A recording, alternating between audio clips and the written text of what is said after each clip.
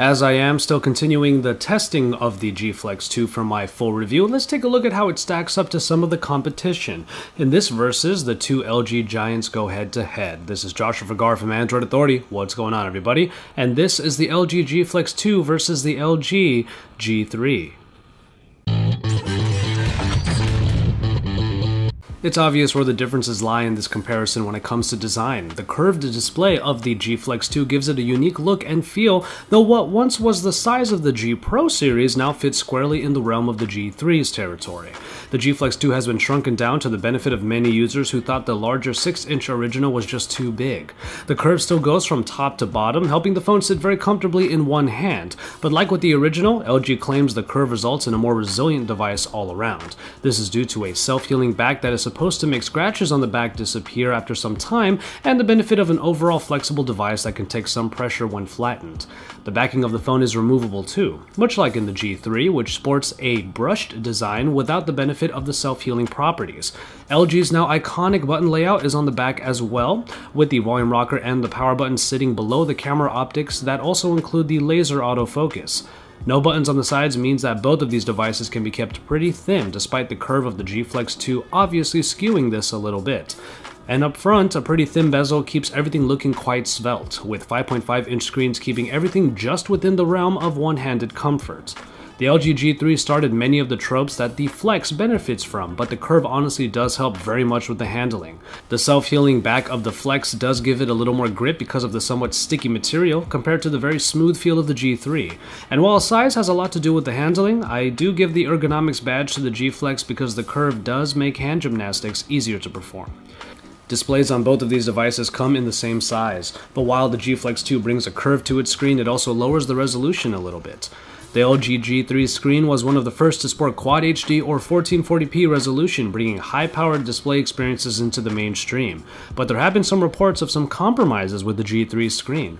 A bit of over-smoothing can be seen in mostly text-heavy areas, like in the browser, and with so much pixel power to emote, certain elements might have a slight stutter in place of completely smooth movements. Such claims, at least in my experience, prove to be fairly rare, and though the power of the Quad HD display might not be noticeable without a keen eye, I still thoroughly enjoy mostly media consumption on the higher resolution screen.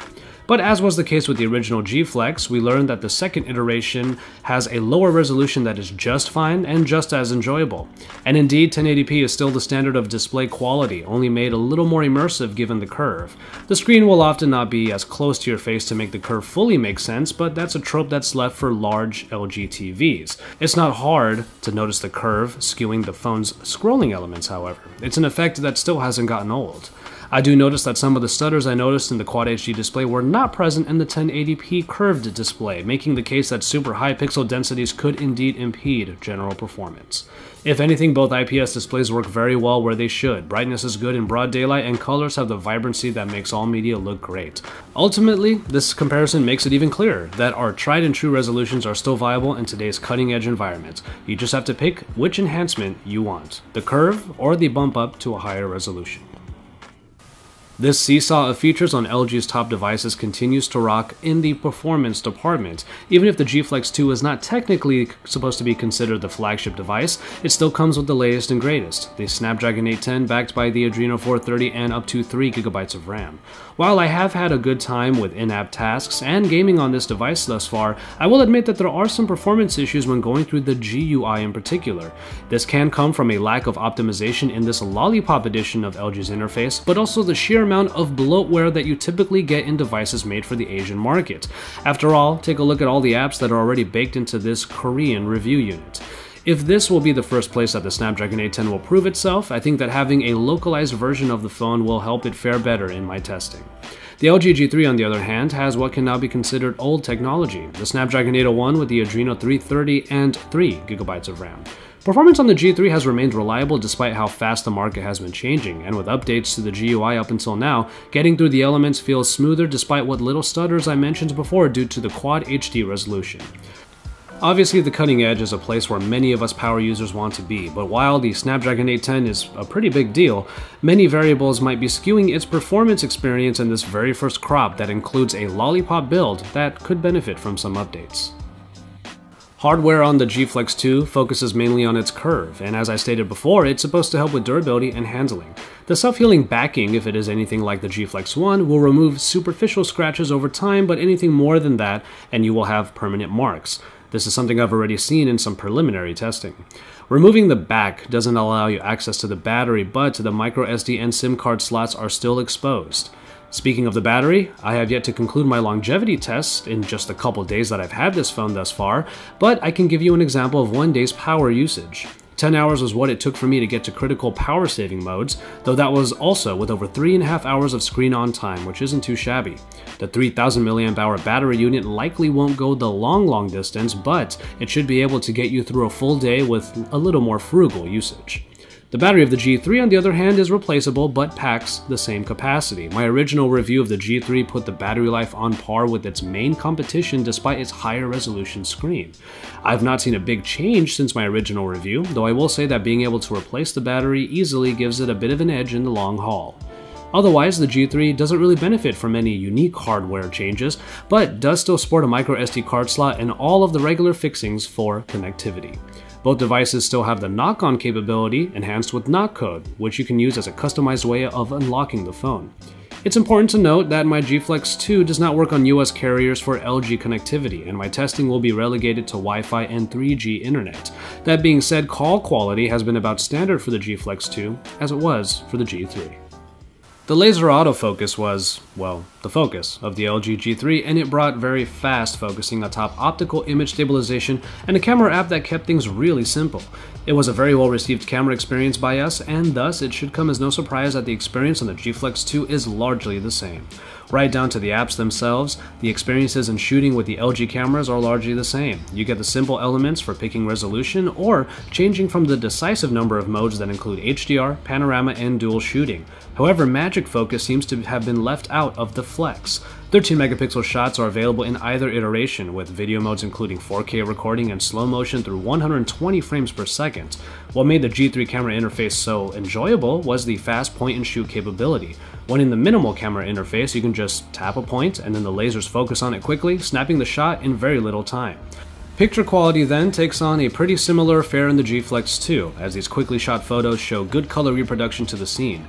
This is to say that there isn't a high level of saturation in the post-processing that you might be now accustomed to in competitors' cameras. This is something the photographer will have to decide is a true benefit or maybe a detractor, as more vivid photos tend to be preferred by users. HDR modes do add a little more color to the photos, though its main function of lightening darks and clarifying blown-out areas might not be particularly strong. The sometimes overly aggressive noise reduction in the G3 seems to have returned, however, which is the trade-off. Sometimes the pictures are just softened a little too much, and the fine details can suffer. What does prove itself well is OIS+, helping shaky hands capture clear photos, and helping video keep from getting too jittery. And self-portraits have been made easier with a new gesture allowing you to review the picture you just took with a natural downward angle movement. The 2.1 megapixel front-facing camera is still just a standard performer, however. Full testing of the G Flex 2 camera is ongoing, though it is clear to me in this versus that it is highly familiar to the experience of the G3. And finally, in software, we're dealing with an updated version of the GUI via Lollipop in the G Flex 2, but the changes are mostly subtle, and as I mentioned before, they may be in need of some more optimization polish. My G3 still hasn't been updated, so you will see differences in the soft keys, the changes in the recent app screen to a Rolodex layout in the Flex, and the card-centric style of the notification drop-down in Lollipop. But from there, not much more has changed in the GUI, as many of the elements take on LG's typical style. The settings screen is still a tabbed layout, and the quick settings above the notifications is still a little too crowded for comfort. The Smart Notice widget does get a few more capabilities, but my most enjoyable smart app experience is still the keyboard, which is just a blast to tap-type on with the Flex. With a customizable height and extra button layout with number keys up top, it's one of my favorite OEM keyboards available. The only real addition to the Flex interface is a peeking feature that is triggered by swiping down on the turned off screen, which is basically a quick way to check the time in the notification bar. It does remain, however, that the GUI is still a little too cluttered for its own good, as my early performance issues seem to prove. Lollipop was a needed move forward for Android, but LG kept things looking and feeling mostly the same in the G Flex 2, which might not be a good thing to everyone. And so, there you have it, the LG G Flex 2 and the LG G3. These are definitely the two top dogs in the LG camp, and it should come as no surprise that they are very similar. The higher resolution display of the LG G3 is its marquee feature, but if you're looking for something more unique, the LG G Flex 2 has already impressed us with its looks and its very nice feel. What points I do give the G Flex 2 for its noticeably faster camera experience are somewhat taken away a bit by the new Lollipop edition of the GUI that seems to lack the optimization needed to meet Snapdragon 810 expectations. That said, I thoroughly enjoyed the G Flex 2 so far, and that basically means I still enjoy all that the G3 offers. It's just that the Flex is trying to bend the rules, making it a marginally more intriguing choice.